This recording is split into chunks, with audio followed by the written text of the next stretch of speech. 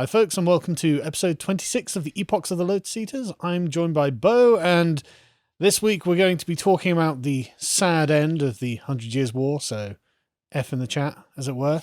But yes, we'll be talking about why the 100 Years' War came to a close and how it happened. And I suppose we will have to begin by describing what happened at Orleans. Yes, well, that is quite often given as sort of the turning point. Yes. And as we discussed in the last one, it's kind of true, but just it's not perfectly true. No.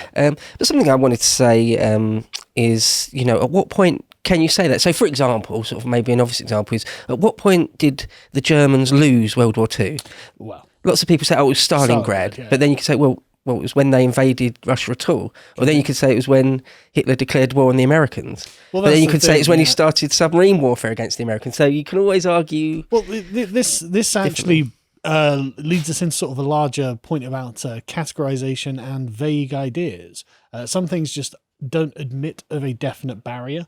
And so essentially we just arbitrarily say, well, for a sort of mnemonic's sake, for our ease of understanding it and remembering it, we choose something that seems to be a memorable and important event. And so there's nothing wrong with us doing that, to be honest. And when people start like nitpicking, but here, and it's like, yeah, maybe, but the whole thing was kind of arbitrary anyway. We were just choosing a point that we found easy to remember. So don't worry about it so much, is the way I look at it. As long as we're giving a sort of accurate retelling of events, it doesn't really matter. Yeah, no, fair enough. That's what I think. I mean, all of history is a narrative, isn't it? And so it's all stories, really, without sort of doing it too much for an injustice. And so you're always going to be. What's wrong with it just being stories? Like our entire lives are stories, really. Well, true. But it's that interplay between fact and fiction. Yeah. And the job of the serious historian is to minimise the fiction as much as possible. Sure, but that's all I mean, really. But the counter punch to that will be, well, anything that you mention excludes other things that you don't mention. Right.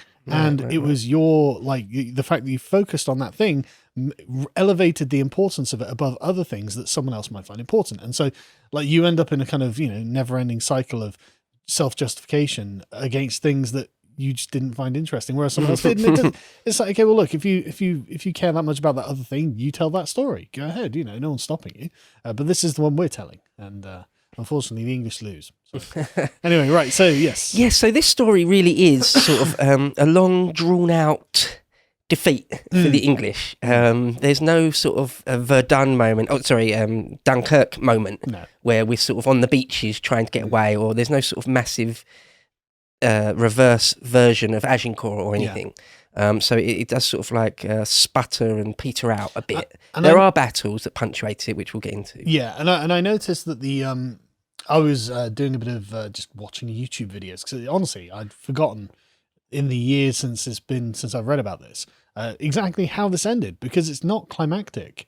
It doesn't admit of a kind of, heroic narrative. And people forget that Joan of Arc wasn't there at the end of the war. She gets executed by the English. So it's like, okay, we may have lost, but she didn't win, but the whole thing, it's not narratively satisfying. Yes. Is it? You want like a Sauron style defeat or something like that if it's going to be a good story. But real life doesn't work that way. Yeah, unfortunately, real life isn't very cinematic most of the time, is it? No. So just before we get on to the siege of Orleans, I've decided I'm going to call it Orleans. Are we going Orleans now? Yeah. Is it because we're losing now? It's like, no, it's Orleans. It's Joan of Arc, not d'Arc.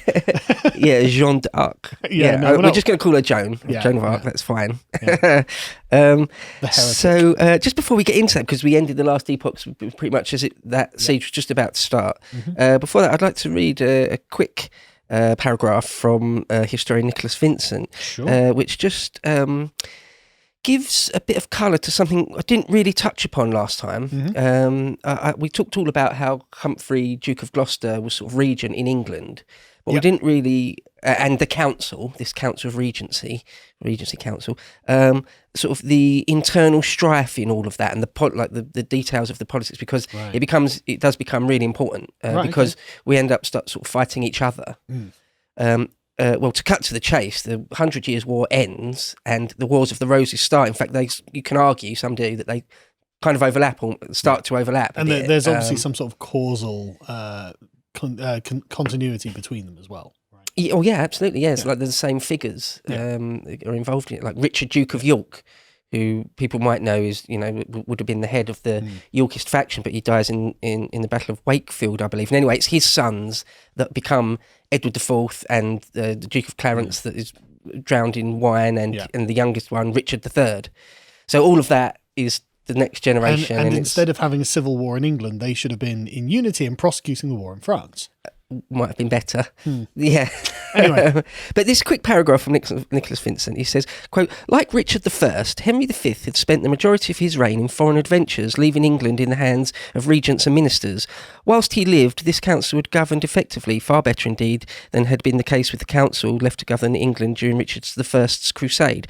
Nonetheless, like Henry IV before him, Henry V had depended heavily upon his own Lancastrian family to prop up his regime.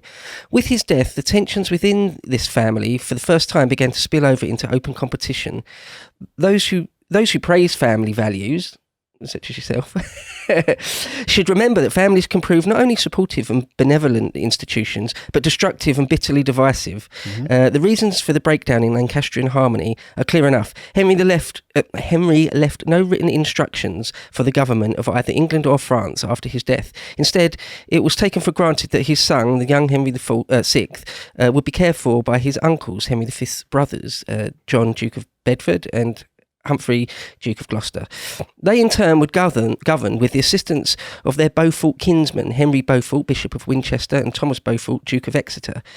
Bedford took charge of France. Gloucester and Henry Beaufort were left to squabble over who should have the greater say in England.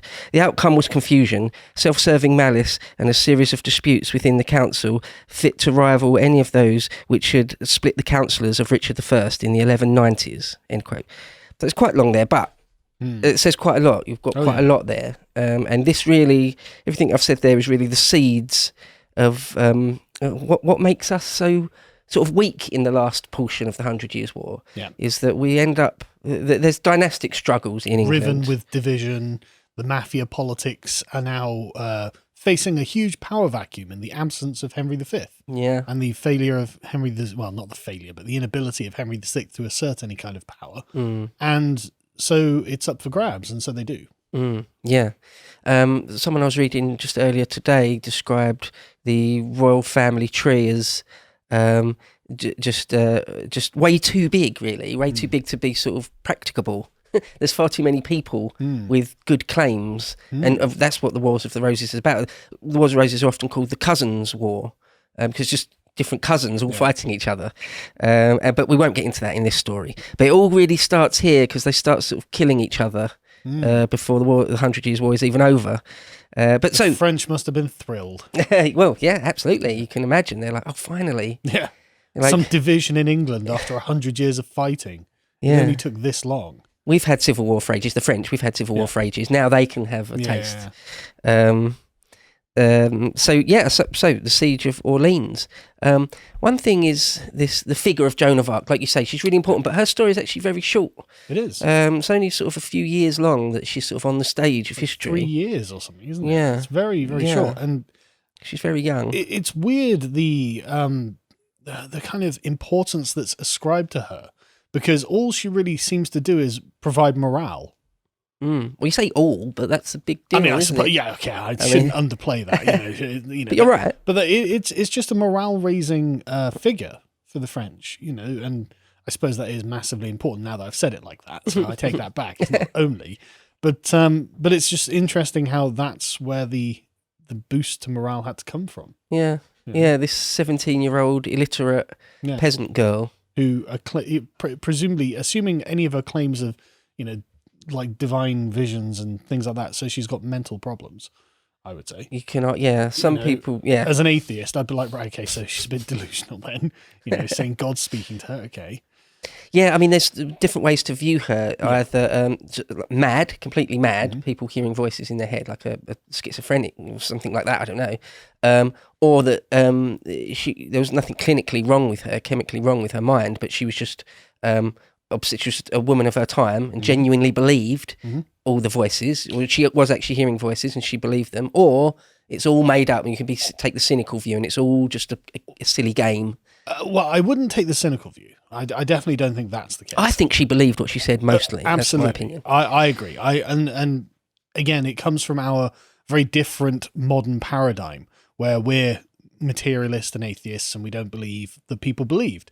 Whereas in medieval France, there were lots, especially in medieval France, actually, there was a particular sort of view that women had a special pious connection to God.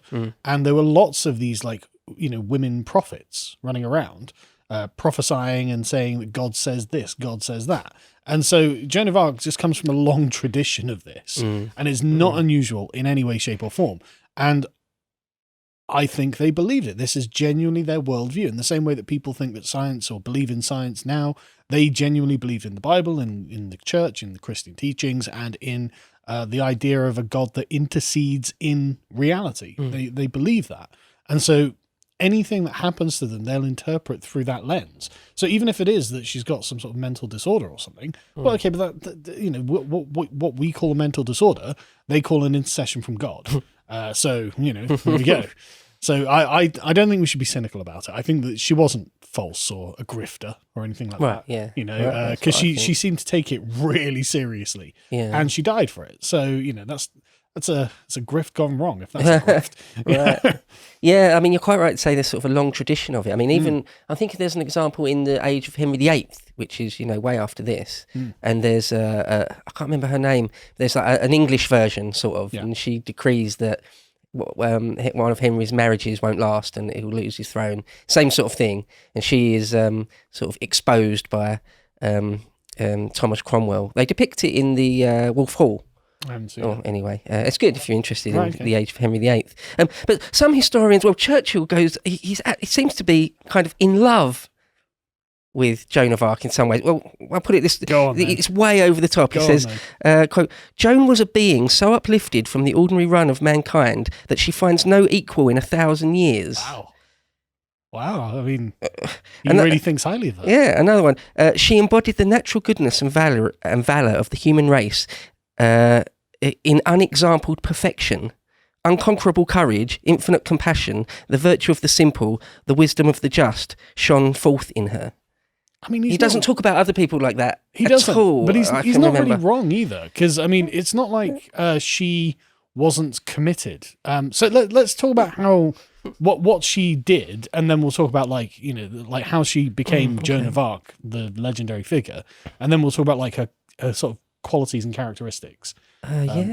Because from the reports that we have, that's not really wrong, Yeah. But I mean, how accurate these are. She does really jump out. Yeah.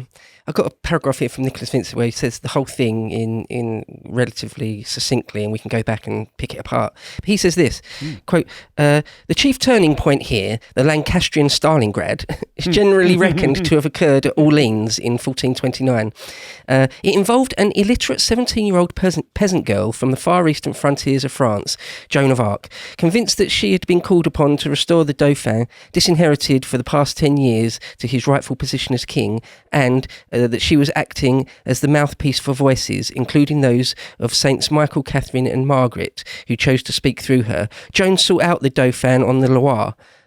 Whether genuinely convinced or merely keen to manipulate her for political ends, various figures at the Dauphin's court claimed to identify her as La Pucelle, or Maid, whose restoration of France had been prophesied since the 1390s.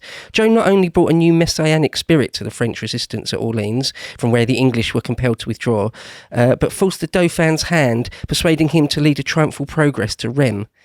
Rheims is where the French kings had always been crowned, not Paris. Yeah. So there's a lot there. What I just read out there actually is loads more detail and takes place over a few different years. But that's it in a nutshell. Yeah. Because I mean, at first, when she first goes to speak with the King of France, she's not allowed to see him, is she? He treats her with disdain to begin with. Who are you? You're just some peasant girl. Piss off. We're fighting a war here. But sorry, who even let you in the room? Yeah, exactly. Why am I speaking to you? But then she goes home and is supposed to be married, but refuses because she's got to remain a virgin. And so, she's pious and protects her chastity and things like this. And then she ends up coming back, doesn't she?